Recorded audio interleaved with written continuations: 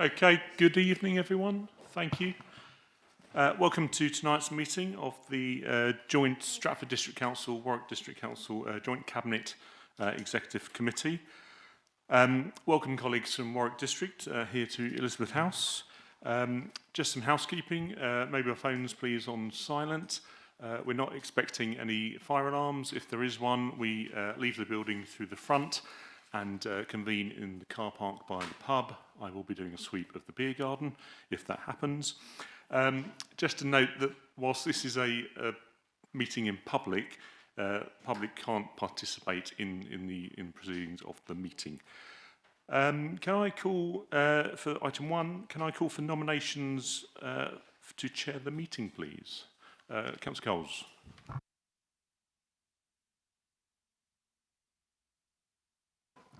Haven't got it.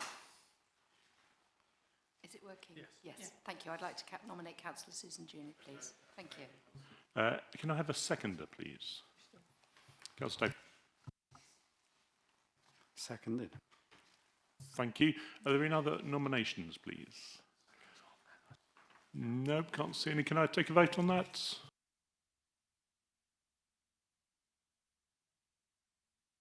I invite Councillor Junior to chair the meeting. Thank you.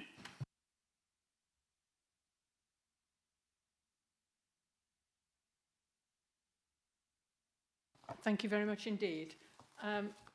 Now that we've gone through item 1, we've got item 2, which is apologies for absence. Do we have any apologies for absence? Apologies from Councillor Williams. Okay, thank you. Any others? No? Okay. Disclosures of interest. Any disclosures of interest at all from any member? No? In that case, we move on to item 4, which is minutes of the previous meeting. And the minutes are in front of you in your papers. Can you confirm that those minutes are accurate as they were held on the 23rd of November? And if so, can I sign or have somebody sign that the minutes are agreed? Anybody want to raise anything, or are you happy with those minutes? Okay, accepted? Yeah. Okay, thank you. And in that case, I can sign afterwards. And next one is item 5, which is the meeting the housing growth needs through the South Warwickshire local plan, to consider the housing needs figures to be used to inform the South Warwickshire local plan. And I pass this over to the lead officers to explain what this is all about. Yes, thank you, Chair. Just wanted to say a little bit about this report. The report you will have hopefully seen and had a chance to digest, but there is an update report, and am I right, it's been passed around to everybody? Have you all got a copy of it? Update report which we've literally just prepared this afternoon, and it's in response to something which has arguably driven a bit of a coach and horses through the report that we wrote a few weeks ago and published. And it was an announcement by the government on Tuesday that they were commencing quite a major public consultation exercise on matters relating to planning and the local plan, and included within that is are proposed amendments to the National Planning Policy Framework, and indeed a new standard method for calculating housing needs. Now, this document is out for consultation at the moment, but clearly it's significant in the context of the work that we've been doing as two councils to develop the local plan. So we did feel it was right that we give it consideration. I know that it wasn't available when Stratford met for your overview and scrutiny committee a week or so ago. It was freshly minted when Warwick, we met for our overview and scrutiny committee on Tuesday. So the comments from the overview and scrutiny committees may reflect that different understanding. But basically, to put very simply, and I must caveat this by saying this is something which is currently out for consultation, but prior to that, as you'll be aware, the two councils have been working very closely and in conjunction with the other authorities across Coventry and Warwickshire to try to understand what the level of housing needs should be that we should be planning for in our local plans. And we commissioned together a piece of work called a Housing and Economic Development Needs Assessment, or a HEDNA. It was commissioned by all the authorities in Coventry and Warwickshire. It was published in November 2022 at exactly the same time as we produced the issues and options draft of the South Warwickshire Local Plan. And the report which you have before you is recommending that officers and councillors have studied it in detail, and they saw clarification and further advice from the consultants. And the advice and the recommendation before you up until the amended recommendation which you've just seen is to support the figures in the HEDNA as the basis for preparing the preferred options document. And we did feel as officers that it would be helpful and actually probably quite important to bring this report to you ahead of the preferred options document itself, so we can get these issues out in the open and get a clear steer from you as councillors as to the basis upon which we should be preparing the preferred option. The preferred option document we hope to have you before very long, but we felt it was important to sort this, to clarify this first. I would then just draw your attention to the update report, and again, forgive me, I'm sure I don't know how much time you've had to read it, but basically what it does is it sets out the situation in line with the consultation that the government have just commenced. And Chair, forgive me, are you happy that we just move to the recommendation, or would you like to give everyone just a chance to read this document briefly? What I will do is ask the councillors what they want to do. I mean, if the portfolio holders want to be able to say anything, please do. But otherwise, would you all like a few minutes to read it, or have you had chance to read the update report that came out for agenda item 5 earlier? Are you happy with continuing, or do you want a few minutes to pause? A few minutes to pause. Okay, I'll give you a few minutes, but to say if any of the portfolio holders want to add anything, then please do. We'll just have a few minutes. Okay.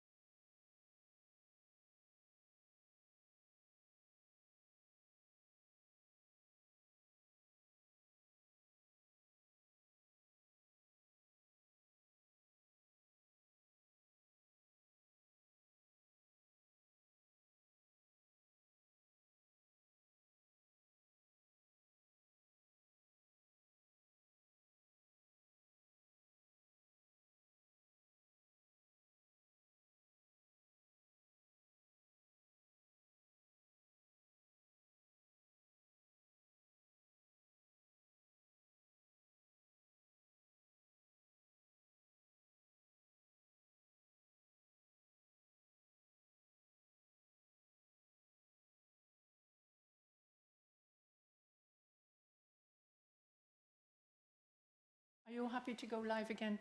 Okay, because what I can do is then give you the chance to ask some questions. Yeah. Okay. So having had a chance just to whiz through the paper, if anybody wants any clarification or wants to ask any questions of that particular paper, please do. Please indicate if anybody wants to ask any questions. Councillor Day. Thank you, Chair. It's Chair through you to our officers. I'm just trying to understand I mean, I can see the overall number. I understand the logic to the 2,178 dwellings that the new standard method is presenting to us. I would like to understand, though, because the next caveat is around our duty to cooperate, and to understand what the implications are both for Coventry City and Birmingham City, and the change in figures there, which is 3,500 or plus 3,700 homes. So if it's just some explanation, please, Chair, I'm sure everyone would benefit from that. So can I pass that over to the officers for a bit of an explanation, if you wouldn't mind, for the councillors? Thanks. Yes, I'll start, and maybe John may want to add as well.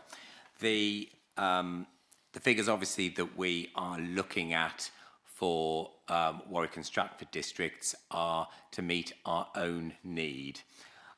So the figures in the new, in the proposed standard method for Stratford-upon-Avon would be 1,098 a year, and for Warwick district would be 1,080 a year. Now, just to be clear, as part of our duty to cooperate, we are required to work with other authorities to ensure that any unmet needs from other authorities are properly considered in a sub-regional basis. And for South Warwickshire, that's particularly Coventry City in the case of Warwick, and the Greater Birmingham authorities in the case of Stratford. And I think within Councillor Day's question, I think is an important point to make, in that when whatever number we eventually end up with in the local plan must deal with our own needs, but also have regard to meeting the needs of other councils. Now, the only comment I can really make beyond that at this moment is the one that is actually picked up in the paper which you've got before you, which is to show that the figures for both Birmingham and Coventry are now quite significantly lower under this new proposed approach of the new government than the previous one. Now, certainly I can speak for Warwick District that when we did our last local plan, there was quite a significant amount of Coventry's housing need that they were not able to meet, and the current Warwick District local plan had to take a significant number of additional houses in order to do that. Are we saying that these figures mean that Warwick and Stratford won't have to do the same this time? We don't know, but what we do know is it's a lower figure. So these will, I mean, obviously, and everything I say is caveated on these figures carrying through beyond the period of the consultation and being finalised and formalised by the government. But assuming, if we were to assume for the sake of this discussion that that happens, we will be able to have, fairly quick but detailed discussions with the other councils to see the impact on the local plan. And again, we would try to reflect as much as we could of that debate when we bring the preferred options document forward. Does that answer your question? Councillor Crump. Thank you, Chair. Obviously, we worked on the figures that came to the OSC at Stratford. I think it was the 26th of July. And under the standard, under the head figures, we've got 868 for Stratford a year and 811, which, according to my calculations, is 1679. We're now looking at 2,178, an increase of 499, and almost a 30% increase. Obviously, that's significant. Just like it would be interesting to know what's driven that significant change, 30% change in just under a week, just over a week. So yeah, that would be. Unless I'm reading it wrongly, and aren't you? Oh no, that's always a good sign when the officer says I'm right. So thank you. Is that okay? If you're able to do, that'd be very helpful. Well, really only not a great deal, I'm afraid, Councillor Crump, but really to say there is a paragraph in the report that contrasts the approach taken by the previous standard method against the approach taken in the proposed standard method. So the new government appeared to be taking quite a different approach to calculating these things in the first place. The work that ICENI did for the two councils, in fact for all the Coventry and Warwickshire councils, what it did was it took the approach of the current standard method, in other words, I'll call it the old one, but it's the one that's still in force, as its starting point, and then it looked at those areas where it felt the standard method was deficient, and that was partly to do with the data, some of the data that was being used to input. But it used that general approach, and it came up with that figure of 1679. What the new government appeared to be doing is they're taking a very different approach to identifying housing needs in the first place, and that's what's led to these figures. Councillor Bowden, I think you also wanted to come in. Yeah, I think you may have answered the question. On the standard method, where the previous standard method was wrong, because of the ONS numbers, I think, this new method doesn't take any account of the old method. Is it totally new?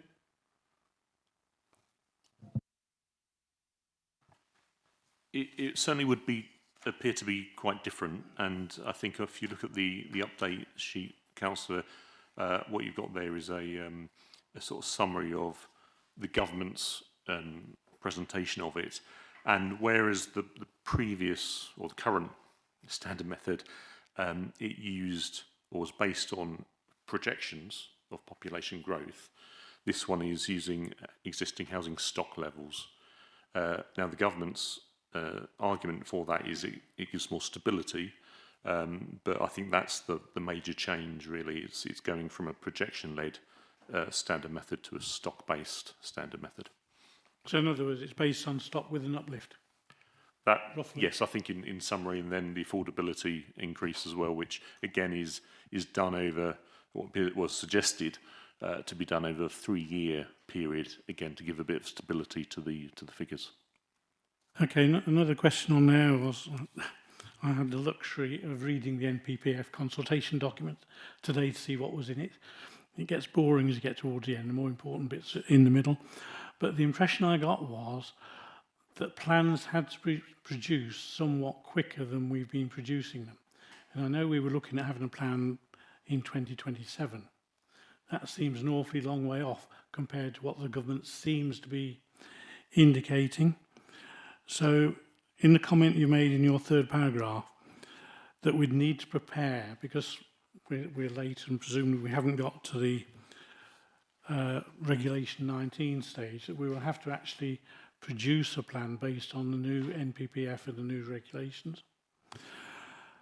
And it says as quickly as possible.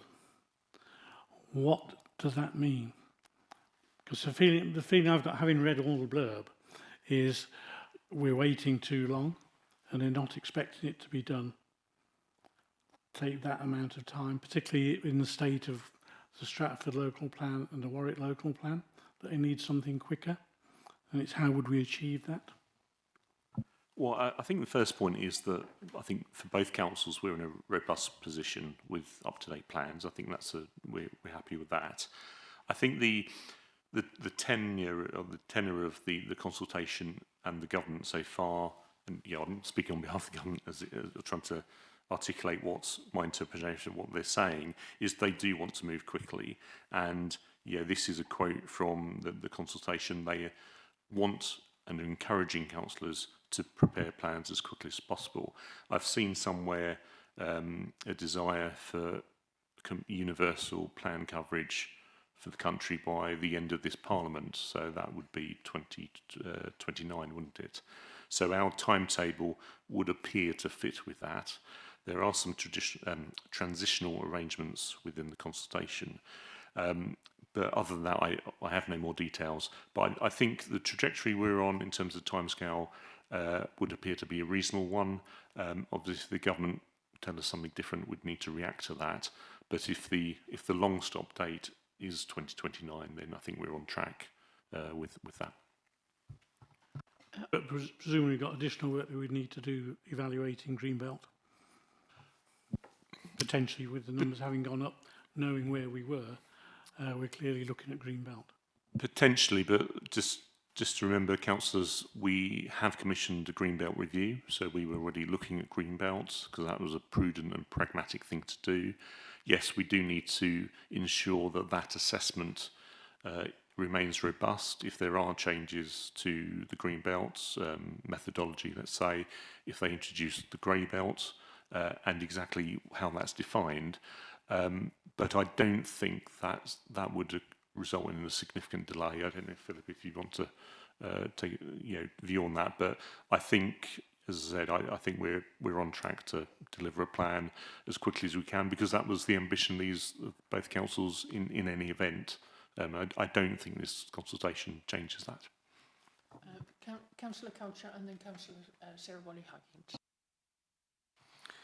Thanks, Chair. I think it's very important that the general public are aware of, in terms of ONS figures. Actually, we have a declining population in Stratford. So in terms of our Stratford population, we don't need to provide additional housing. So really all the growth is to do with inward migration. And I think it's really important that people are aware of that.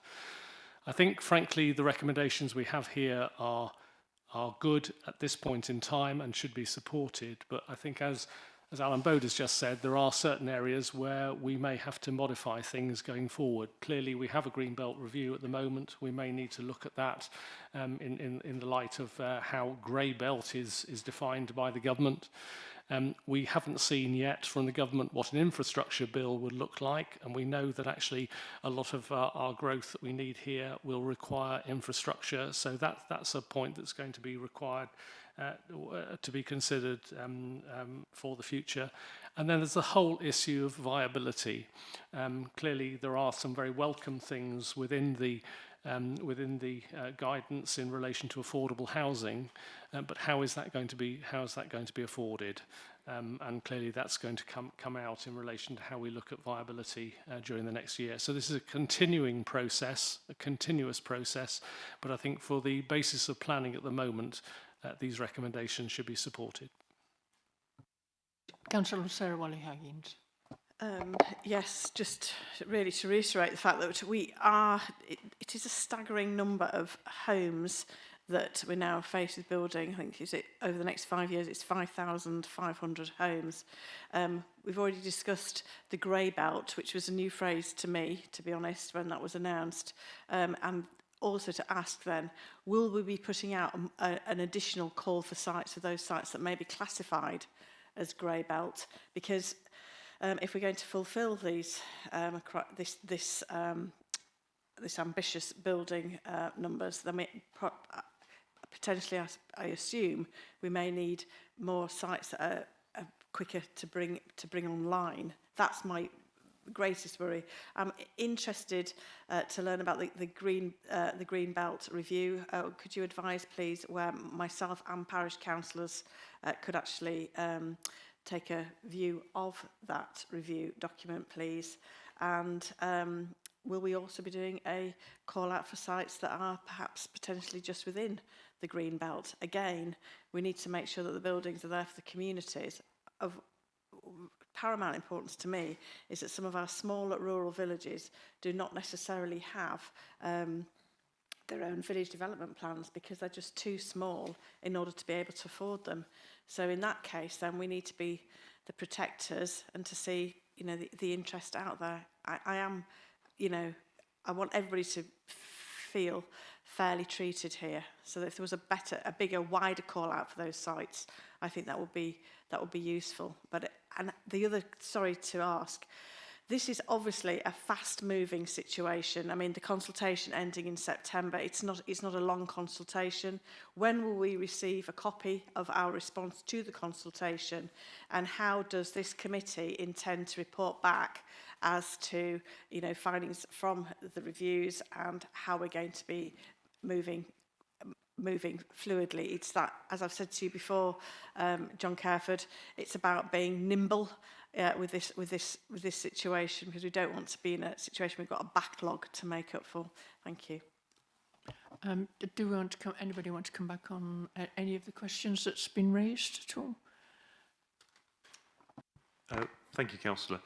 I think it's a very valid point about the call for sites. Good question. I think we've done 2 exercises at the moment, and that's there to be transparent about what land is being promoted for development. That's available on the website.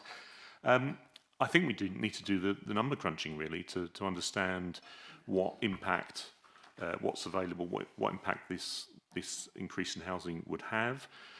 But I think the key point is that we're not being driven by the call for sites. We are trying to come up with a strategy that we, as the 2 councils, think is the right approach, the most sustainable approach. And then the idea is to fit that with the call for sites to make sure it's deliverable. Now, we haven't finished that work, so I can't give you an answer.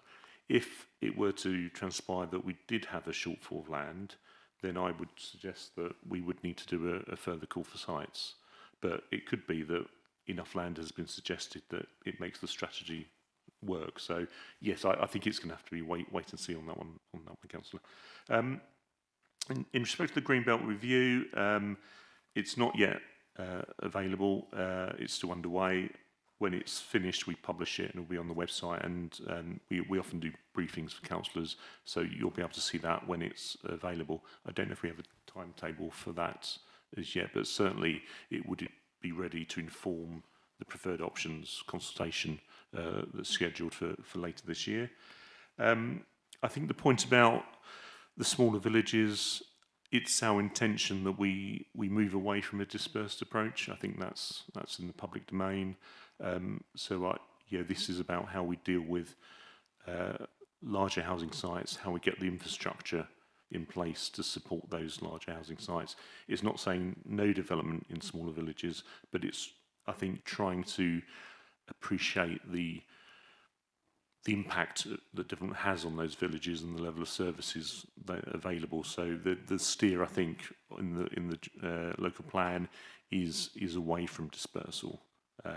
Obviously, that's still to be confirmed, but I think that's the flavour in the direction we're travelling in at the moment. And then respect of a joint response, I think that's still to be agreed between the 2 councils. Obviously, both councils could do its own response. It might be a sort of shared response. But ultimately, I think, again, that's still to be agreed. And we would work on that as soon as we can and get that circulated and published in advance of the deadline of the 24th. So no definitive answers there, Councillor, but maybe you can see that our thinking. Just a quick follow on. Sorry, and just to sort of pin you down here, because this is quite critical here, and it is. Can you come back to me with your timescale for when the Greenbelt review will be done?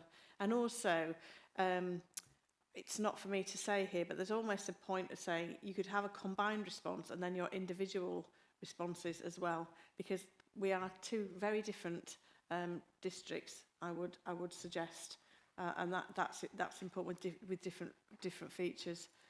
But I would like to know the timetable for these so that we can have a realistic expectations of when this is going to come through, because this will be a number 1 priority for all of our residents. Thank you. Do you want to come back in on that point? Yeah. Maybe, well, just on both of those points. I mean, on the point about the MPPF consultation, you're absolutely right. We're doing so much strategic and other planning work together. I think it could well be that we do a response that is shared in the large part, but then there are separate particular issues that each district would want to make separate. So we'll work together. And from an officer resource point of view, it's a much better use of our resources to sort of work together to try to do that. So that's our current intention. Just in terms of the Greenbelt timetable, I can't give you that just at the moment, but in any event, the government consultation on this definition of grey belt, and you're right, it was a new phrase to me until it appeared, I think, in the Labour Party manifesto before the election. The MPPF has given a definition of grey belt, and it talks about previously developed land within the green belt and land which, now I haven't got the wording in front of me, which doesn't fulfil many or all of the 5 purposes of putting land in the green belt. So there are 5 purposes of putting land in the green belt, and the quality of green belt land is assessed to the extent to which it fulfills or doesn't fulfil those 5 purposes. And that's the approach that we've asked the consultants to take in the Green Belt study.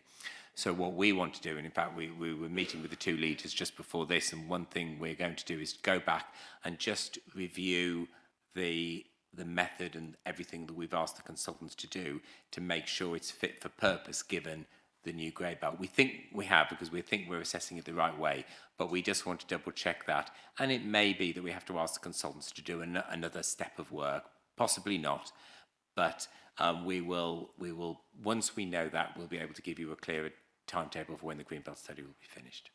And Councillor Milton. Thank you, Chair. We discussed this on Tuesday at Overview and Scrutiny at District Council, Warwick District Council, sorry, with the, I hesitate to use the word, the advantage of news of the letter. One thing I think we were particularly focused on was, despite the fact that actually the numbers now are almost irrelevant, if that's not too strong a word, we wanted to make sure that the process could continue because it's an important process, and obviously housing is an issue for residents and causes anxiety. One thing I'm just puzzled on, or would seek clarity on, is in the revised recommendation 2, it talks about endorsing the numbers. I think the original proposal was to agree the numbers.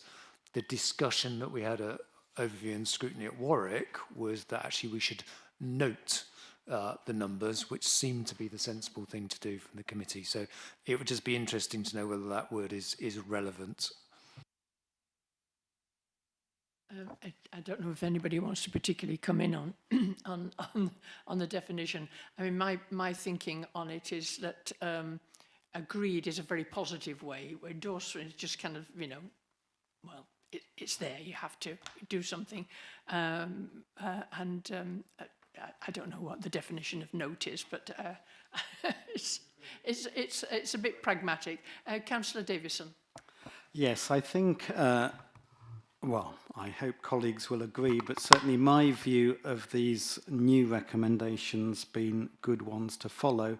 The key response to that, Councillor Milton, is recommendation 5, which is saying, well, it's saying that we're in an impossible situation, aren't we? We've got to work with the current numbers because that's what the rules are at the minute, but we're mindful that there may well be changes. It's not definite.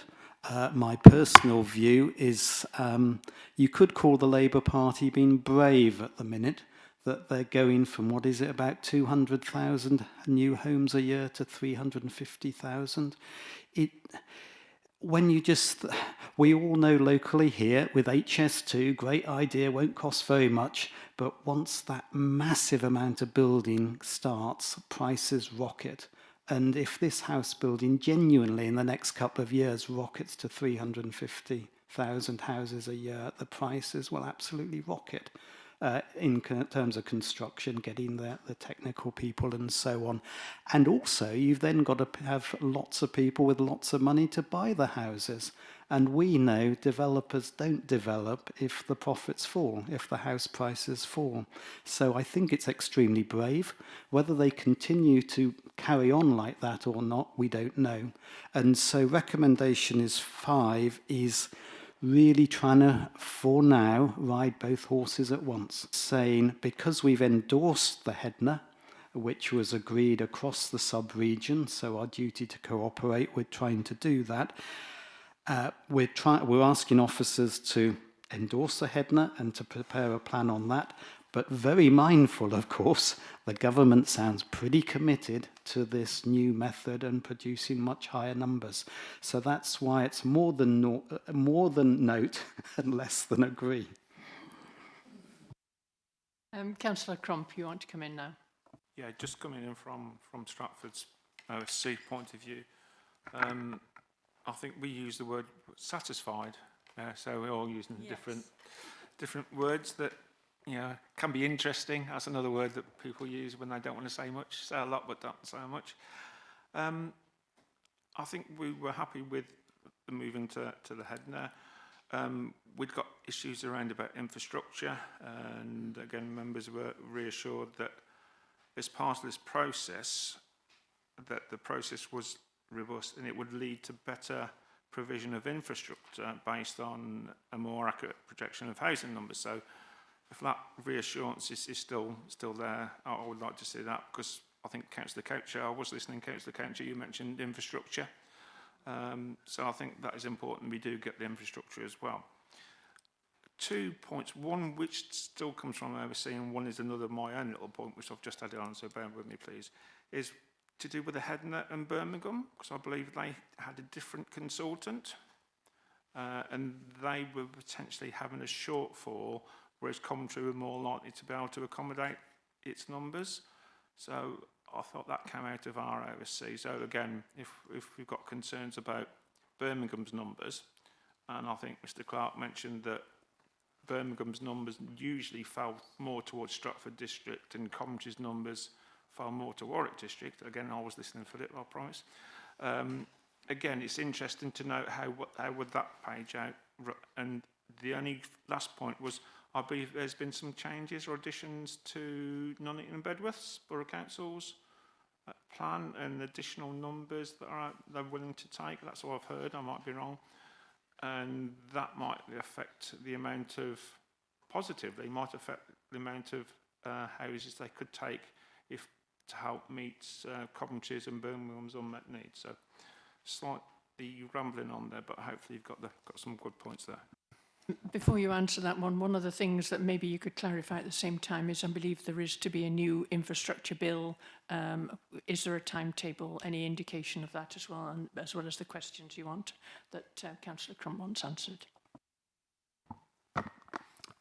Thank you. I'm not aware of the timetable for the planning infrastructure bill. That's not to say there isn't one, but so I've not seen one.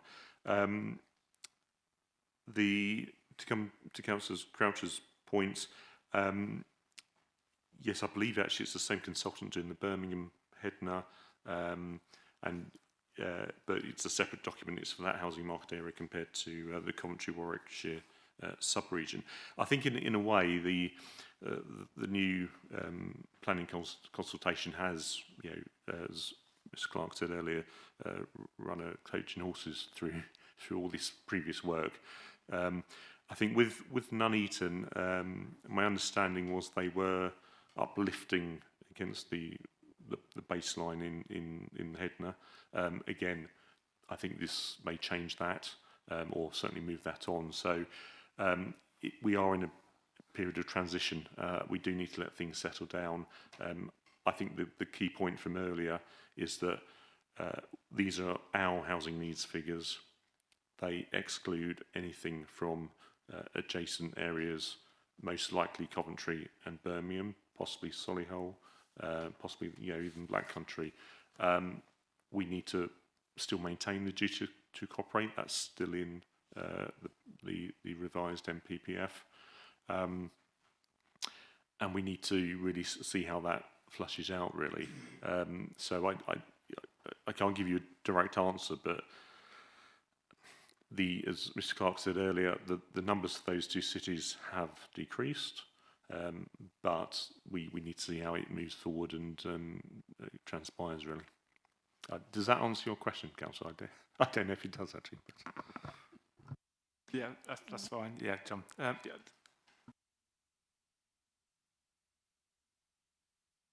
Oh, Councillor Felt.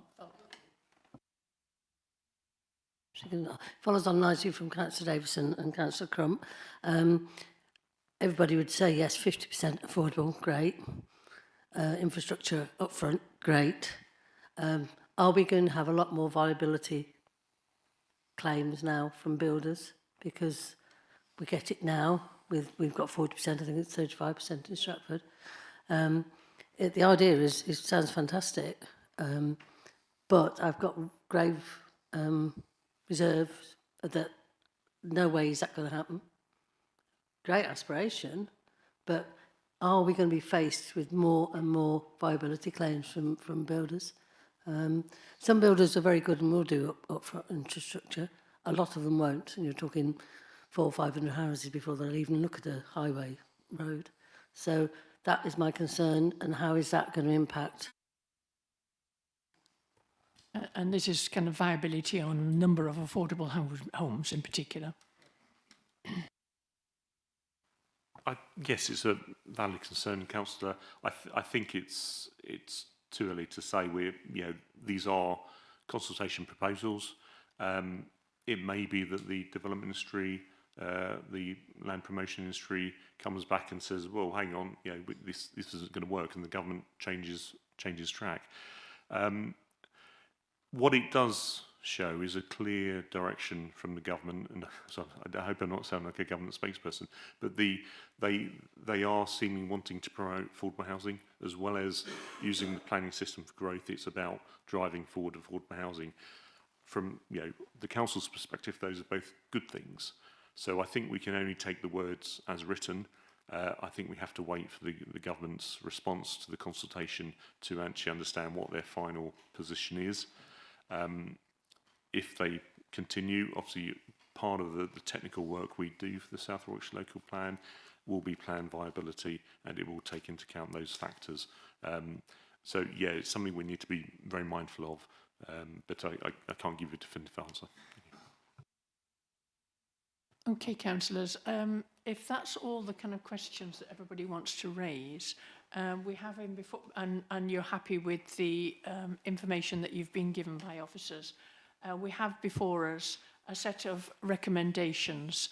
There are 5 of them on the page 2 of the sheet, and I'm happy to ask for somebody to propose and second those recommendations, and then ask everybody to vote on them.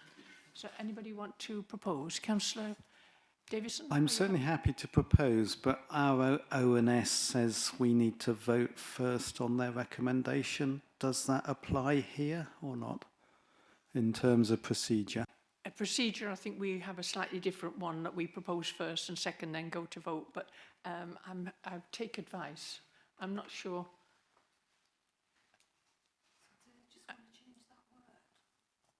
Councillor Milton, have you got a clarification on that one? Yeah, so what we would normally do at, so if this were a normal Warwick District Council meeting, the comments from overview and scrutiny would be presented and noted, but there is a recommendation from committee, and normally the Cabinet would vote on that recommendation, whether to accept that recommendation or reject it. That is what we would normally do at Warwick District Council.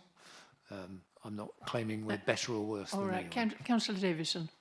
So can I propose, first of all, that we reject the ONS, Warwick District's ONS's proposal to change the word from, what was it, agree to note, and instead use the word endorse, and separately propose the 5 recommendations as set out in the update. Whether that can be done together or one at a time, I don't know. I'm sure it can be. Yeah, should be. Can we take off? Oh, take them separately. All right. Do the endorse one first. So the first one, well, the first one is to unfortunately reject the change to note. Okay. And who wants to second that one? Councillor Coucher. Okay. Then we're all happy with that. All happy to agree that one. Okay. Agreed. Now move on to the final set of recommendations. Okay. As discussed, can I propose that we accept the 5 recommendations as set out in the update? Councillor Coucher, you're seconding that one? And are you all happy to accept that? Okay, all agreed? Yeah, all agreed. Thank you very much indeed. And that means that we now can move on to the next agenda item. And that is the agenda item number 6, which is the proposed changes to the Housing and Economic Land Availability Assessment, Part A, methodology for the South Warwickshire Local Plan. Which officer is going to deal with the background to that one? I will, thank you, Chair. We have light. Oh, we do. So yes, this is another acronym. We do like an acronym in planning. This is the Housing Employment Land Availability Assessment. It's sort of does what it says on the tin. It assesses sites for their suitability and appropriability for potential development. That's the key phrase. This committee has seen the methodology previously and approved it. What's transpired is through applying that methodology that officers are recommending a couple of amendments to some of the criteria. In essence, it's a two-part methodology. So part A is the sort of binary yes-no type constraints, and part B are the more, say, nuanced constraints that you need to see in the round. And it was felt that agricultural land, potential wildlife sites, and surface water flooding should be moved from Part A to Part B. Now, that's not to denigrate the importance of those issues, but rather reflect the fact that they do need to be taken in the round, and it does reflect the sort of national position in respect to those criteria. And the report just summarised the change there and the impacts with some background on those three criteria. That's probably all I need to say with the recommendations at the front, two recommendations to make the change, and then delegation for further minor amendments moving forwards. Thank you. Okay, anybody want to kind of, I'm happy to start with just making a comment about the importance of making sure that we are taking fully into control the idea of making sure that planning does not occur in areas that are likely to flood. I say that coming from a town called Ulster, where we've had 3 major flood incidents, so I do feel fairly strongly about it, and it's not one of the areas that can be mitigated by a sustainable urban drainage, so I'm glad that we are taking account of that. Councillor Coucher. I don't want to steal Councillor Crump's thunder, but this was considered at O&S, and I know that members of that committee were concerned about what the practical implications of doing this were. And I have asked that we actually see sight of those sites that will actually perhaps change from Healer Part A to Healer Part B, and I believe that is information that is going to be disclosed certainly to O&S members to make sure that they have seen exactly what is in fact. With that caveat, I think we're happy to support these recommendations. Okay, so it's making sure that we know and understand exactly which sites we're talking about before the final decision. Okay. Anybody want to make any other comment? Councillor Crump. Yeah, I'm happy to wait unless somebody else wants to come in. I just want to come in from OSC, from Stratford. So if cabinet members want to come in before. Please carry on at this point. Thank you, Chair. We've had the one concern to do with this acronym. I can say we love acronyms, don't we? So obviously we felt there was more complex methodology, obviously the red, amber, green, as opposed to straight pass or fail. And obviously there will be more assessment stages of each site. So obviously the sites will be, in theory, be the right ones that come out. We did have a vote because we felt we wanted some more information at OSC, and Mr. Careford kindly provided something for me today, which was obviously too late for me to get agreement from OSC for tonight's meeting.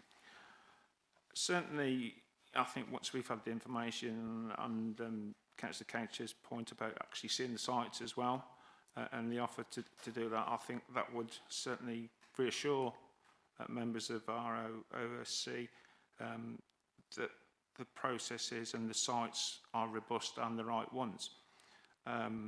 We do accept that we will very rarely find any perfect sites, and there will always be some negative factors. And we also had some concern about potential floodplain development sites receiving an amber grade. But again, this was countered by suggesting that the more nuanced approach would lead to better infrastructure to, again, mitigate surface water flooding.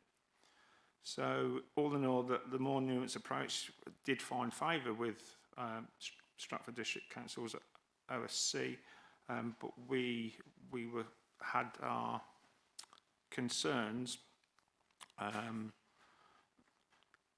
because we hadn't had time to see the new methodology in detail. So therefore, on our vote was that the Cabinet didn't endorse the new methodology at the time, and that was when we had our meeting on the 26th of July. So we supported it in principle, but felt we needed more work. So it was like the homework. It was good, almost right, but can we see the workings out, please? So, and we've seen the workings out, but we haven't had time to look through them properly, scrutinise them at OSC, which we think is in our remit. So thank you. I think, I don't know whether this is something that we've had time to consider about what a response would be to that overview and scrutiny request. Yes, we can certainly provide the actual sites that would have been screened out, if you like, to members of both scrutiny committees. I think that work's going to be done. But yeah, there's no issue to do it there. Obviously, it will all be published in due course, certainly in advance of the preferred options. So it would be in the public domain at some point. I think as officers, we're happy that OSC members can see that sooner, if that's helpful and it does provide some comfort and allay some concerns. And subject to that, then the members would delegate the decision making to the various heads of development and place, arts and economy at both councils. But any particular other questions that anybody wants to raise? Councillor Davison. I certainly wouldn't want us to delay because it's such a long, complex process. We just need to get on. I mean, instinctively seeing this, it felt wrong, but the paper, I think, is very well written and sets it out very clearly that nuance is important. And this actually goes to Councillor Whaley-Hoggins's concern in the last item, that if we keep discounting lots of things, then we won't have enough land and we won't be able to do a local plan. So particularly, say, if there's an ideal site, but it's agricultural grade too, do we really discount it? And therefore, what happens? So I think that's right. In terms of potential wildlife, getting to my question, in terms of potential wildlife sites, if they are pretty good in terms of biodiversity, are they essentially protected? Well, what protections do they have in terms of the biodiversity net gain if someone wants to? So can you provide reassurance to councillors on and the public on that? Okay. Any reassurance on our biodiversity sites likely to be, what kind of protection are those sites likely to have more protection in the future, I think is the question. Well, I think they're slightly different things, and obviously wildlife sites, there are specific designation. They've been designated for their wildlife value. There are, as I understand it, a very high number of potential sites, and my understanding is they've been identified.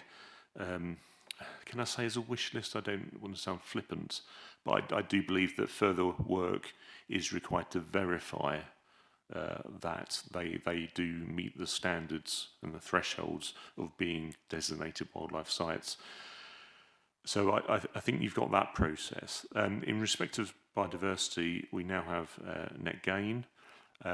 So in any event, that would come into, if one of these sites, potential wildlife site, were to be identified for development, it would need to comply with the biodiversity net gain legislation, and it certainly could affect, I suppose, the amount of development you could get on the site.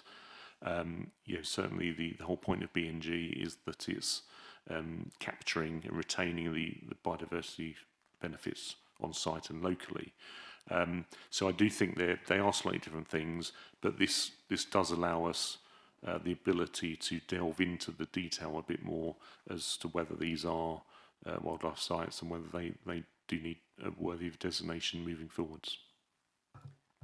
Okay, the recommendation, excuse me, the recommendation in front of you asks for us to endorse the HELA Part A methodology changes, but it also says that we delegate the decision making and that the officers can undertake any further minor amendments to ensure that we don't have the risk of delay to the overall timetable because of we need to move on with the timetable, but that there is room within there for any minor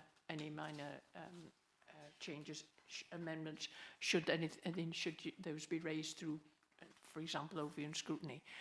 So I think we've got before us a set of recommendations, and are we happy to vote on those recommendations, or do you want to ask any more questions? No, happy? Anybody want to propose then that Councillor's proposing? I'm happy to propose them. Okay. Yeah. And Councillor King to second. And are you all happy with the recommendations and the ability for any minor amendments to be made by as if they're raised once you've had the details out? Okay. Okay. Agreed. Okay. Thank you very much. Agreed. All agreed. Yeah. Okay. That takes us on then to any urgent business. Have we got any? We've no urgent business? No, none has been notified to me. So at that point, Councillor Waddy-Huggins. It doesn't really come under any urgent business, but I do wonder, this has been an entirely satisfactory meeting tonight with everybody being able to speak and voice. And I do wonder, as this is such a rapidly changing picture, whether we need to look at the timings of the meetings and whether we need to upscale the number of times we meet, given the recommendations coming in and consultations and so forth. I do think we need to prepare ourselves. Again, it's about being nimble to what is going on externally so that we're ready and we are reassured by the work that's been done by officers. I know, Councillor Davison, I just love a meeting, don't you? But it is, to have too long a gap, it would be good to meet and to have those discussions as they're ongoing. It's not within my, it's just a suggestion, clearly. Thank you. Would you like to come in and, because I think we've had a bit of a discussion on this. Yes, absolutely. I mean, what we wouldn't want to do is have more meetings than we need, and obviously have a meeting unless there was a decision that had to be taken. I mean, this committee hasn't met since I think last November, which is your point, and that was because we wanted to propose revisions to the timetable. I think I can safely say we will see an acceleration of those meetings because we're beginning to get to what I describe as the sharp end of the local plan, which now we've been doing some work on. We've been talking about housing land tonight. We haven't talked about employment land. So it is likely that there will be a report coming before this committee in fairly short measure on that. And then, of course, we've got the preferred options, and our timetable is to have that before Christmas. So, and clearly the preferred option is going to be a major report, and this committee will need to see it and sign it off. So I think it's fair. I'd like to think that in the next sort of 3 months or so, probably get another 3 or 4 months, you'll get another probably couple of meetings of this committee. Yeah. Okay. Well, certainly before the end of the year. Yes, we're seeing one on looking at employment land and one on the preferred options itself. That's our current timetable. I mean, as government recommendations become available as well, we will need to be kept up, updated as well. So it's inevitable that as the local plan proceeds, the meetings will become more frequent. Are you happy with that, Councillor Davison? Just try and explain my facial expressions.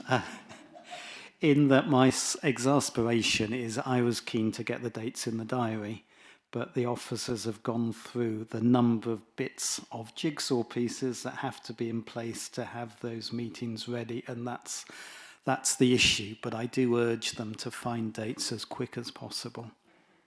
We probably have to do, a couple of Google polls or something to make sure that everybody can get to these meetings. No, but meetings will become more frequent because there'll be more work to be done, materially done. Okay, given that it has been answered, I end this meeting. Thank you.